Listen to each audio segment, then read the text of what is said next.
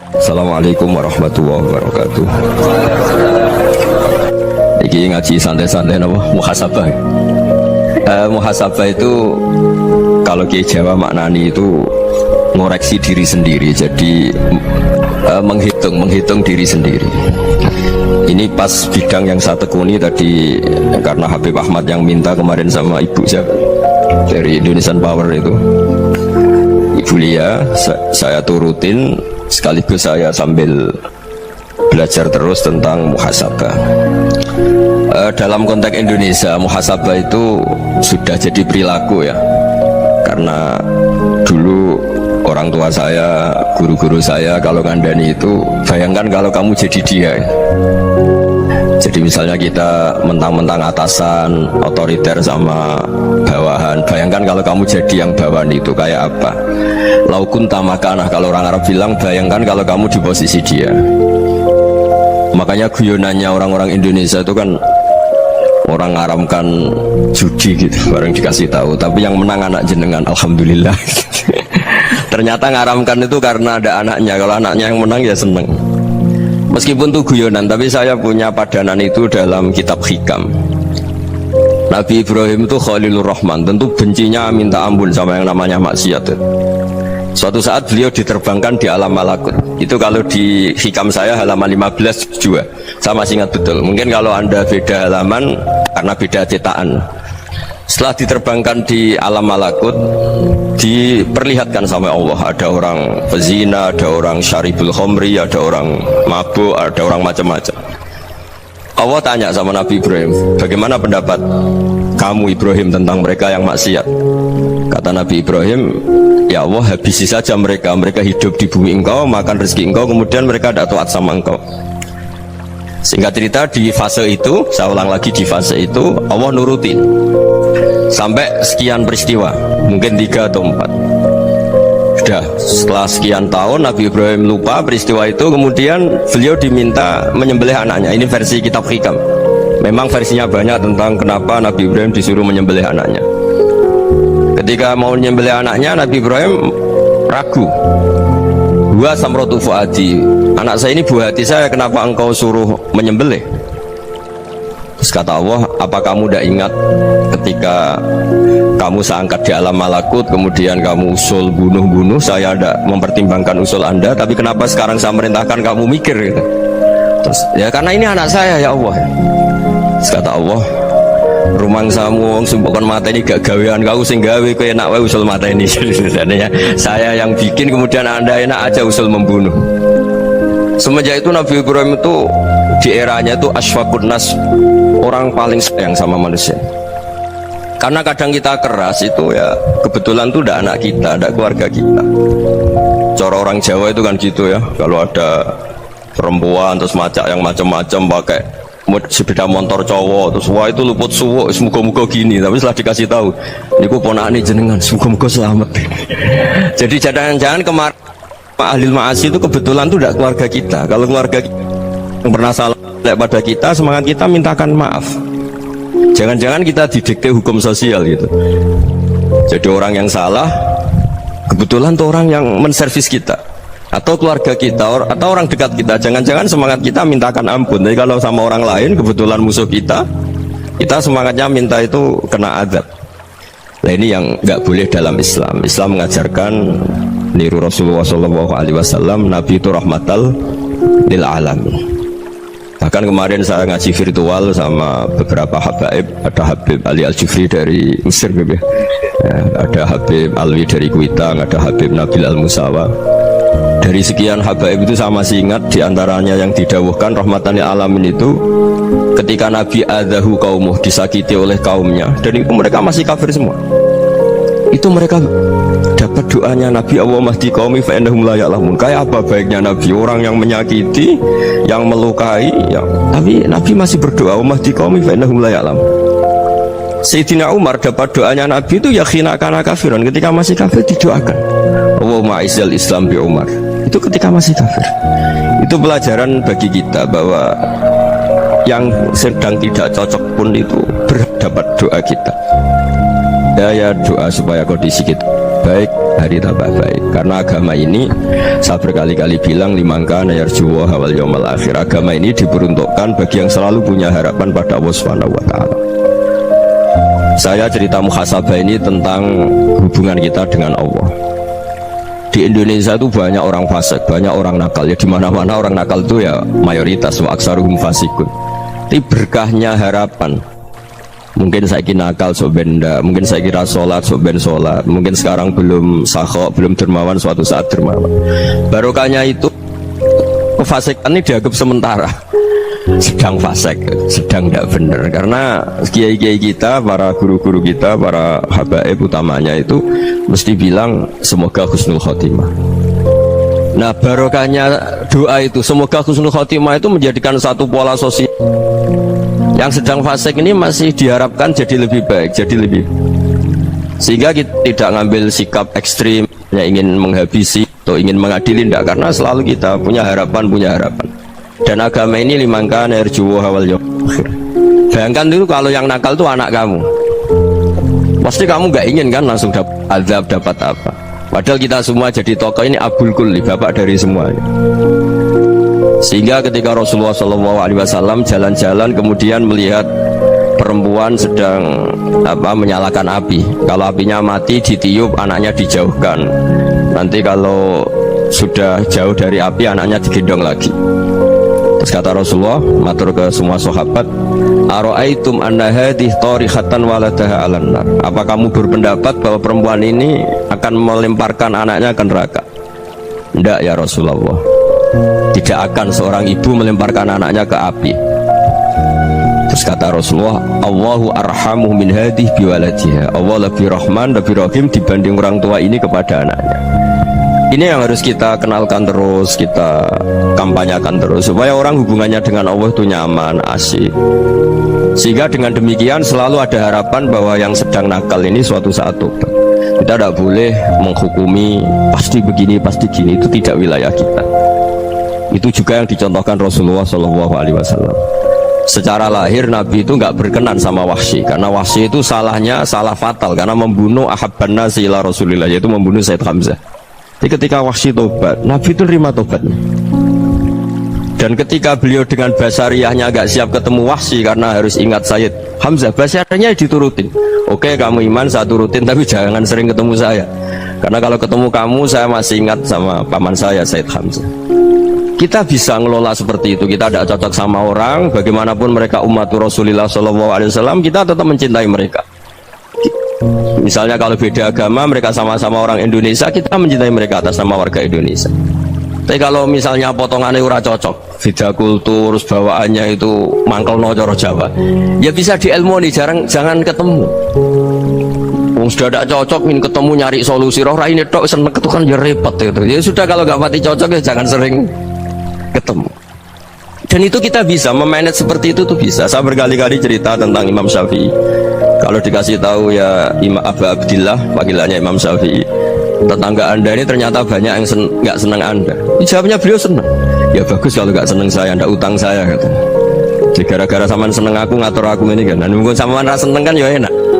Jadi hidup itu dianggap happy. Kalau seneng ya teman silaturahim, kalau nggak seneng ya nggak bakal utang gitu. Baru kayak seneng itu nggak ganggu gitu. Jadi dulu itu orang bisa ngelola seneng tidak seneng itu bisa, karena ada kearifan hubungan dengan Allah Subhanahu wa ta'ala. Hidupnya selesai karena masyghul bi dzikrillah, mereka sibuk dengan Allah. Makanya kata ulama-ulama tasawuf, kamu jangan melihat manusia perilakunya, tapi kamu juga harus ingat yang gerakkan semua itu Allah Subhanahu wa ta'ala. Dengan demikian kita farah, kita senang. Makanya Nabi kalau ngutus Anas bin Malik kemudian nggak kesampaian yang diinginkan karena Anas main, ketika garwa-garwani Nabi agak tersinggung, Nabi andaikan Allah menghendaki yang saya inginkan kesampaian, pasti itu kesampaian.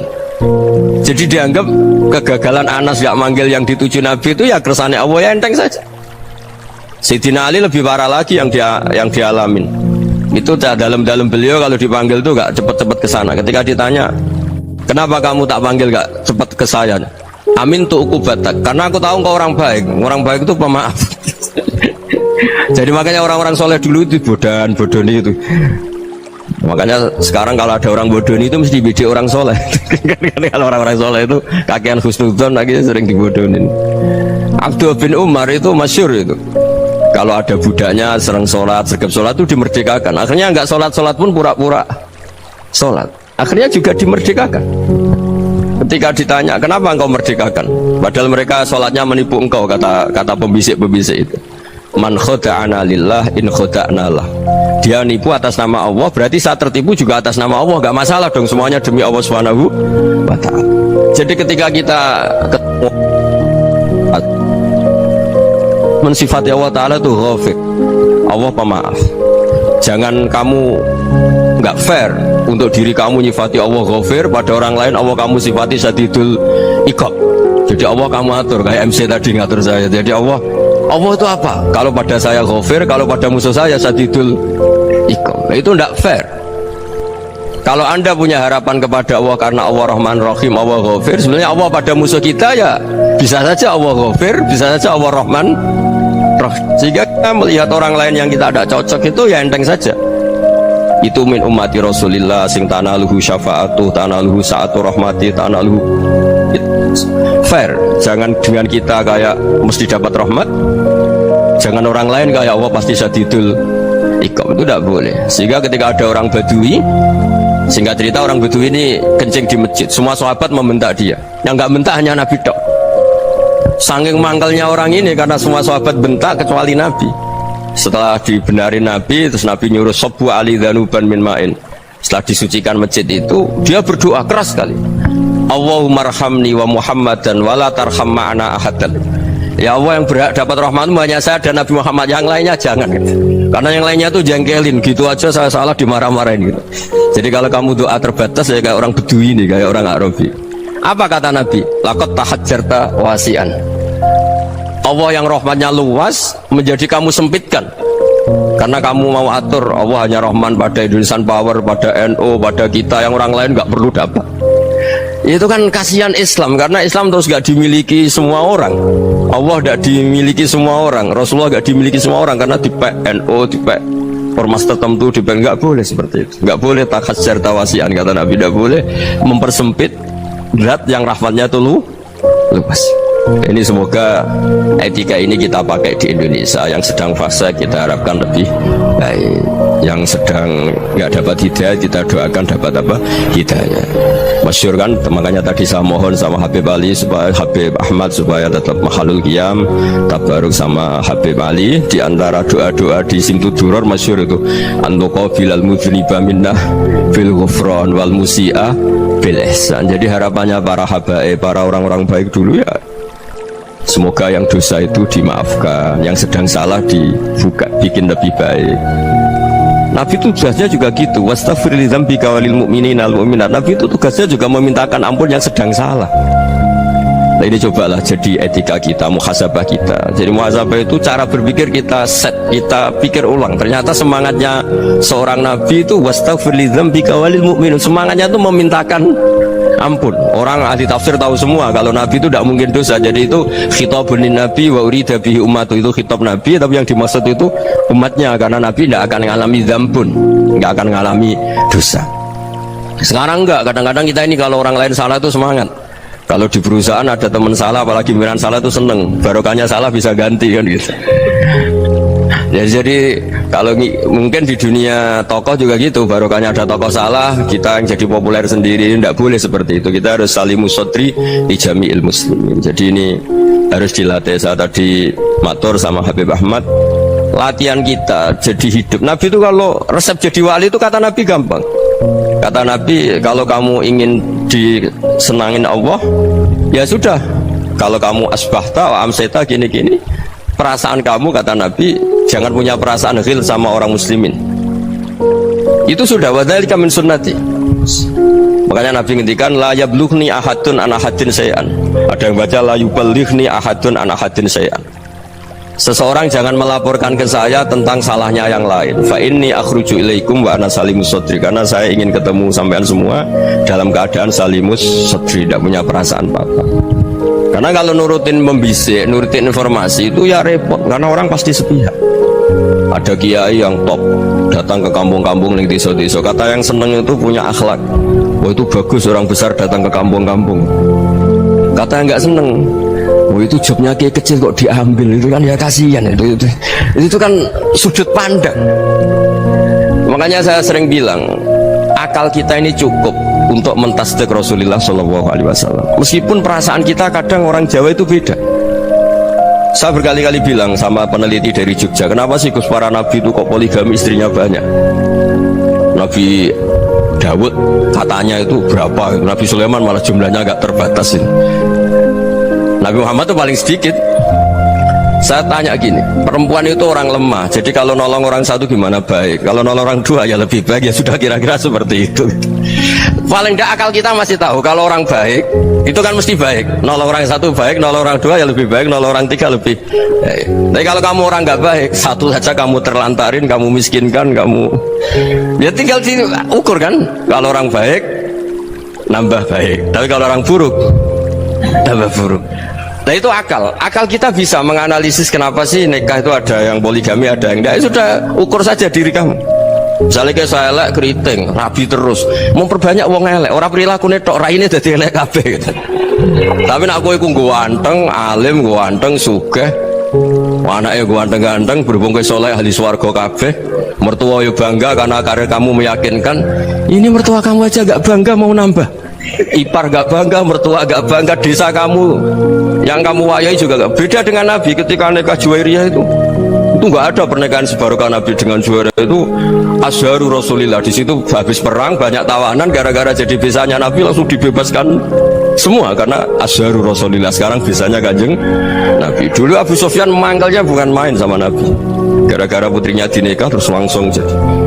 Kalau kamu kan enggak, nikah satu, nikah lagi, satu kampung musuh kamu.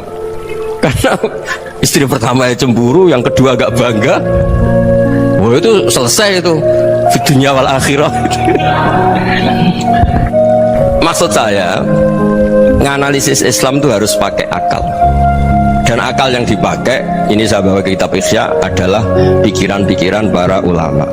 Makanya ketika Imam Ghazali ketika ditanya fakaifa bi muslimin fasikin asawaha fi jami'i amri, kalau kalian ketemu orang fasik, orang Islam tapi fasik, perilakunya nggak ada yang benar, kata Imam Ghazali jawabnya lucu, aneh. Ma min muslimin illa wa islamuhu ta'ah. Tidak ada orang Islam kecuali dia mau Islam, membenarkan Allah dan Rasul itu sudah taatnya dia. Kok kamu tidak bisa melihat taatnya dia? Dia pikirannya kan ini pemabuk, ini tukang apa. Tapi kata Imam Ghazali, sebenarnya kamu masih bisa berpikir positif. Ma min muslimin illa wa islamuhu ta'ah. Tidak ada seseorang Islam ketika dia milik Islam itu pasti ada taatnya, yaitu tasdik pada Allah dan tasdik kepada Rasulullah Shallallahu Alaihi Wasallam. Jadi dengan pola seperti itu, maka di antara guru-guru kita yang modern ya di era Mbah Maimun, di sini ada Habib Ahmad, Habib Salim, syair yang sering dibaca beliau adalah ada orang munajat sama Allah. Ini cerita munajat. Itu orang itu ngendikan gini, ana musnibun, ana mukhtiun, ana asi, huwa rahimun, huwa ghafirun, huwa afi. Ya Allah, saya mukhti, saya orang yang salah. Ana musnib, saya orang yang dosa. Ana asin, saya sering maksiat. Tapi engkau ya Allah, engkau ghafir, pemaaf. Engkau rahim, maha pengasih. Engkau afin, yang mudah memaafkan. Kata orang ini ya agak kurang ajar, tapi saking senengnya sama Allah, qobal tuhunna salasatan bisalasat. Ya gini saja ya Allah, sifat engkau diadu dengan sifat saya. Engkau Tuhan, Gusti, nggak boleh kalah gitu. Terus wasatahliban ausofu ausofi, dan engkau pasti pemenangnya gitu. Jadi ada orang rayu Allah dengan cara seperti itu ya ada ya. Saya ini manusia, salah saya banyak, engkau ampunannya banyak. Engkau Tuhan, Gusti, nggak boleh ampunan Anda, ampunan engkau kalah dengan salah saya. Nggak boleh Tuhan kok kalah. Jadi untuk supaya orang punya harapan gitu. Banyak juga wali-wali yang jadab ketika datang ke makam Rasulullah SAW. Itu kalau dongo ya agak kacau sebetulnya, cara syariat agak kacau. Ya Allah, engkau punya dua pilihan. Jika engkau menjadikan saya soleh, surah habibu, yang senang kekasihmu, yaitu Rasulullah SAW. Tapi jika engkau menjadikan saya fasik, surah adu, yang senang itu setan. Monggo jenengan mau menyenangkan kekasih jenengan, mau menyenangkan musuh jenengan, monggo jenengan bebas kok memilih. Mestinya Allah ya senang menyenangkan kekasihnya. Jadi ya, intinya Allah dipaksa untuk menjadikan dia orang soleh gitu. Jadi kayak kemarin itu Pak Gus siapa yang kesini itu kuliah kesini itu sama Habib Ahmad. Saya pertama nggak mau, lama-lama Habib Ahmad ini gimana Gus, orang taunya saya dekat jenengan, kalau nggak kasih saya malu. Waduh, ini kayak doanya wali yang tadi. Nggak punya pilihan, nggak ada pilihan. Jadi saya mohon muhasabah itu dimulai cara berpikir.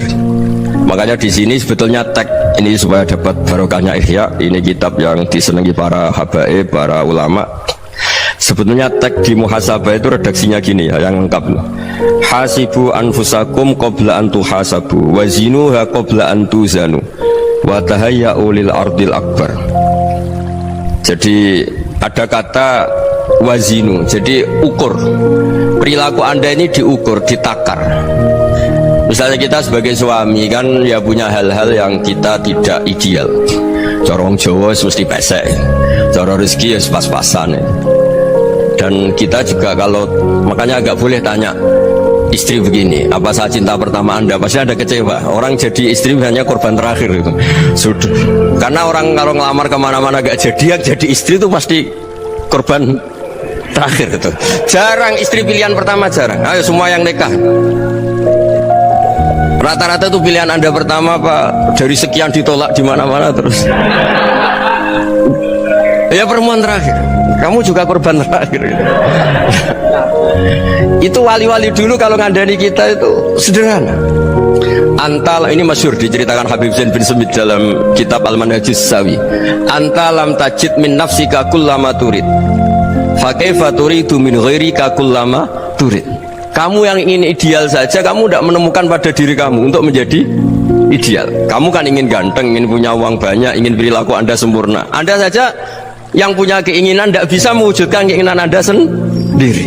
Fakaifa turidu min ghairika ma turid. Jadi antalam tajid min nafsika kullama turid. Fakaifa turidu min ghairika kullama turid. Kamu yang punya keinginan saja. Misalnya saya ingin punya uang banyak, perilaku saya selalu benar, gak pernah salah. Loh, saya yang ingin saja dengan diri saya gak bisa untuk benar terus. Kok kamu berharap orang lain selalu benar?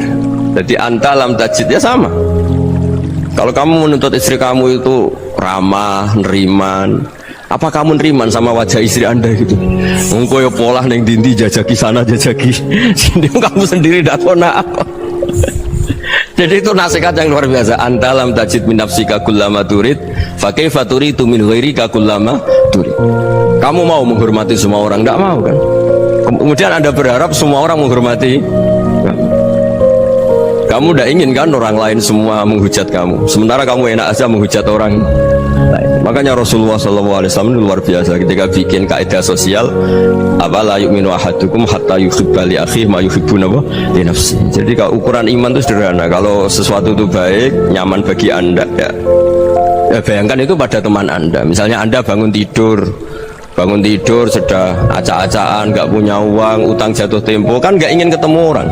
Ya kamu jangan bertamu ke jenis ini, karena dengan kamu yang alami juga nggak siap ketemu orang. Makanya ada Habib Alim itu dilapuri sama seseorang. Beb, dulu teman saya itu ketika saya kaya itu sering main ke saya. Setelah saya miskin, mereka tidak main ke saya. Kata Habib itu bagus, sunau begitu itu bagus. Coba kalau kamu dulu kaya, teman kamu main kan kamu gaya, di rumah ada makanan, bisa hormat tamu. Setelah kamu miskin jadi buruh manol di pasar atau buruh bikin boto, teman kamu datang, malu enggak kamu? Mendingan enggak datang gitu. Akhirnya baru, oh ya alhamdulillah kalau gitu. Loh iya kan dulu teman kita datang, kita ada Alphard, istri cantik, rumah bagus. Lah kita miskin, buruhnya orang pas dibentak-bentak, teman kamu udah datang. Milih datang kamu enggak kalau setelah kamu jatuh? Enggak kan? Jadi barokahnya ilmu itu terus ya, tapi kadang-kadang orang wah setelah saya miskin teman-teman tidak kasih kesini. Ya kalau kamu sudah jatuh teman-teman kamu situ jadi tontonan. Ya mulai sekarang cara berpikir itu dirubah. Dulu yang namanya kiai itu kalau diundang orang itu ya agak-agak senang. Semenjak saya itu agak rubah.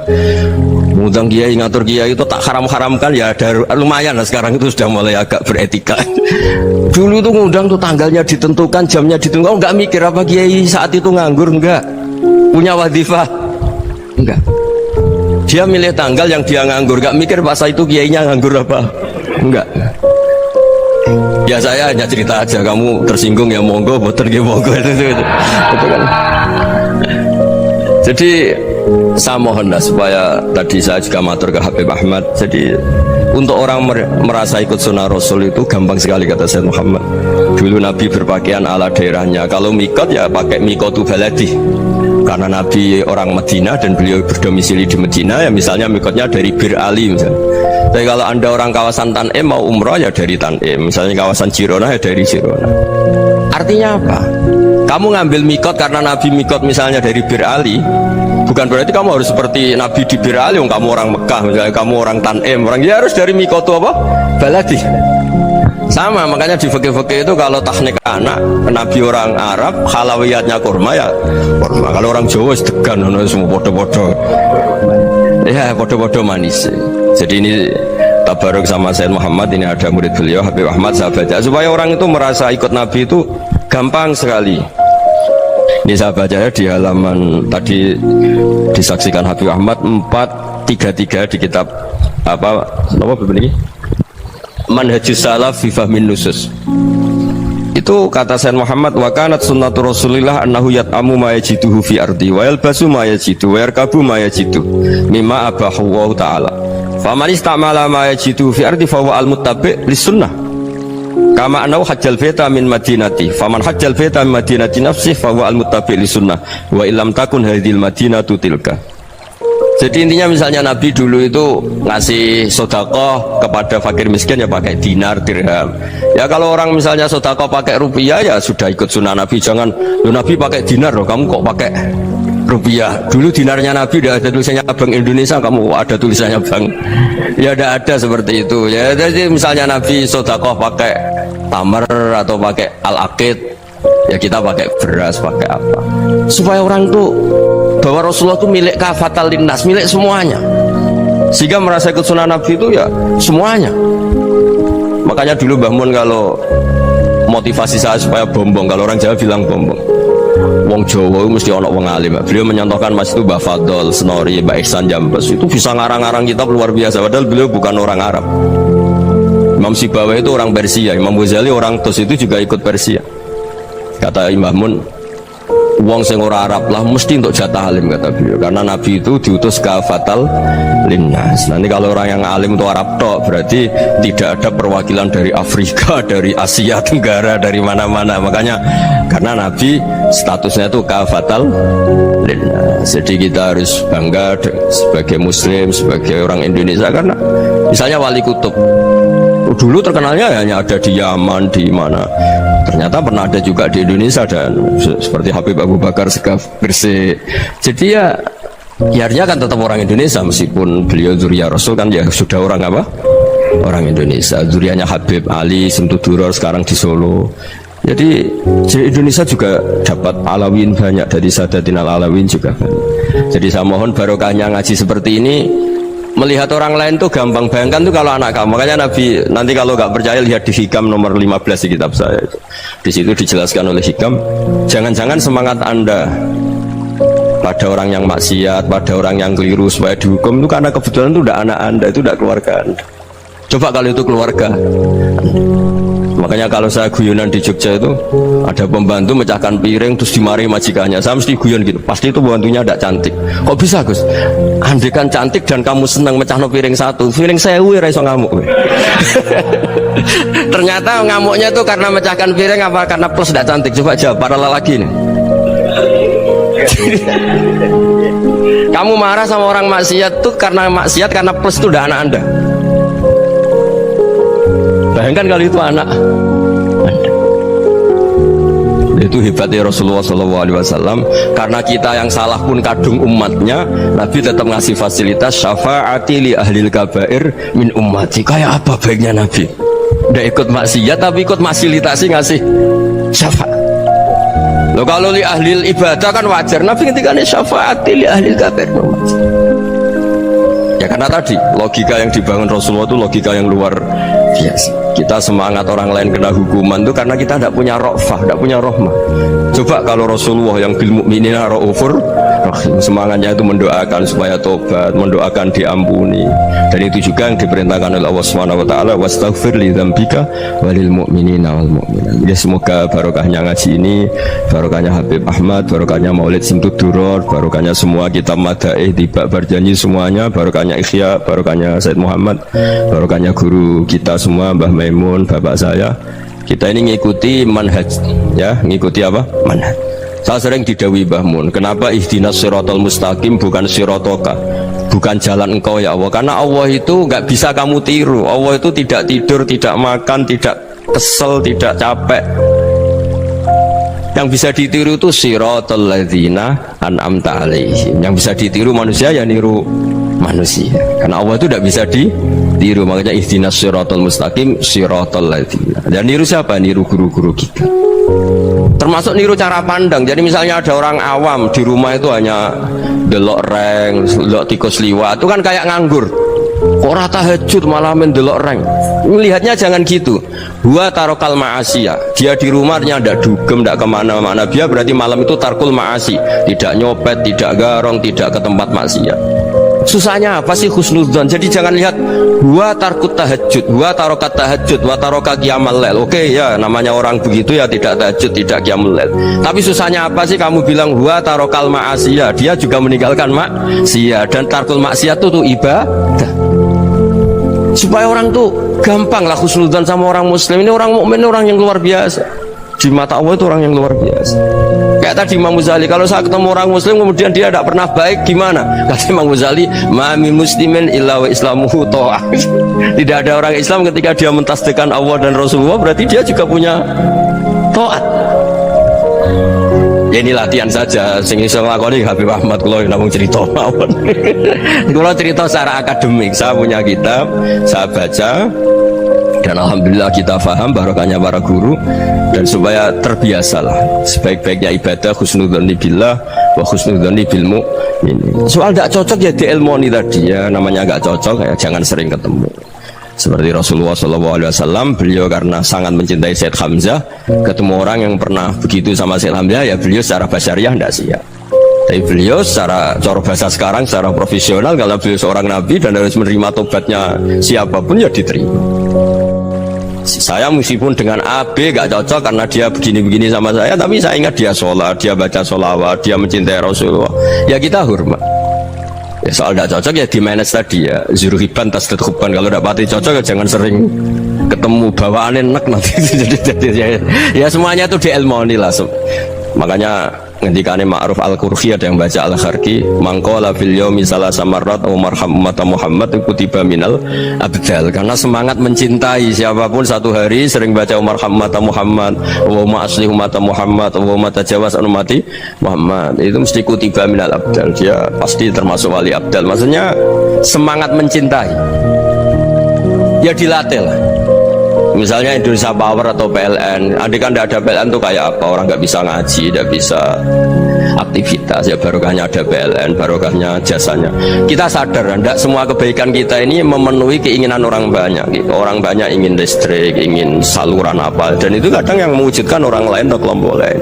Ya karena itu manfaat ke orang lain ya kita doakan. Karena khairun nas anfa'uhum linnas. Sehingga kita terbiasalah ngakui orang lain. Seperti semangatnya Rasulullah SAW, semuanya itu didoakan, semuanya diinginkan kebaikannya. Bahkan Nabi gak putus asa sampai di akhirat. Ketika Nabi lain sudah putus asa karena sudah akhirat, sampai dimintai syafaat semuanya bilang nafsi nafsi, karena merasa semuanya gak punya nyali di depan Allah, karena ini sudah akhirat, sudah finish. Tapi apa Rasulullah? Analah, ya sudah saya sanggup mensyafaati kalian. Terus kata Nabi, fa'atiyal arsya, saya mendatangi aras, fa'akhirru lahu sajidan, saya sujud, wa ahmaduhu bima hamida allamaniha rabbi. Kemudian saya tetap muji Allah dengan pujian yang terus menerus. Padahal sudah di akhirat, sudah finish. Nabi dimintai syafaat masih sanggup, karena Nabi tahu akhirat tidak bisa mendikte Allah, tidak bisa Allah terus bilang ya Allah ini akhirat loh, engkau sudah tidak boleh mensyafaat. Tidak bisa, Allah tidak bisa diganggu akhirat, Allah tidak boleh dibatalkan rahmannya oleh akhirat. Allah tetap Rahman Rahim abadal abad, dan Nabi tahu itu. Makanya kata para ulama, fa Muhammadun Ahmadu min ghairihi. Jadi Nabi Muhammad namanya dua yang terkenal. Sebenarnya banyak yang terkenal dua, Muhammad sama Ahmad. Ketika Nabi punya nyali memuji Allah di akhirat atau sudah di akhirat, itu fa Muhammadun Ahmadu min ghairihi. Ketika Nabi lain sudah tidak punya nyali muji Allah karena sudah akhirat, Nabi Muhammad tetap berani muji Allah di saat seperti itu. Makanya Ahmadu di situ kata ulama itu afal tafdil, fa Muhammadun Ahmadu min ghairihi. Kanjeng Nabi lebih memuji Allah di saat yang Nabi lain sudah tidak punya nyali untuk memuji Allah di saat itu. Makanya kata Nabi fa akhiru lahu sajidan wa ahmaduhu bimahamida allamaniha rabbi. Akhirnya setelah lama gitu terus Allah ngendikan ya Muhammad irfa' ra'sak wasal tu'tah wasfa' tusyaffa. Sudah Muhammad, angkat kepala kamu, kamu minta apa saya turutin, dan kalau kamu ingin mensyafaati umatmu saya beri hak apa? Syafaat. Nah, semoga semangat itu juga menjadikan kita munajat bahwa rahmat Allah tidak terbatas, harapan juga tidak terbatas. Mungkin yang sedang nakal ya kita katakan sedang, jangan terus kamu pastikan wah ini mesti suul khotimah, mesti tidak orang baik. Tidak, agama ini liman kana yarju wal yaumal akhir, selalu bagi yang punya harapan. Ya, mugi-mugi dapat barokah semua. Mantu dengan kata wassalamualaikum warahmatullahi wabarakatuh.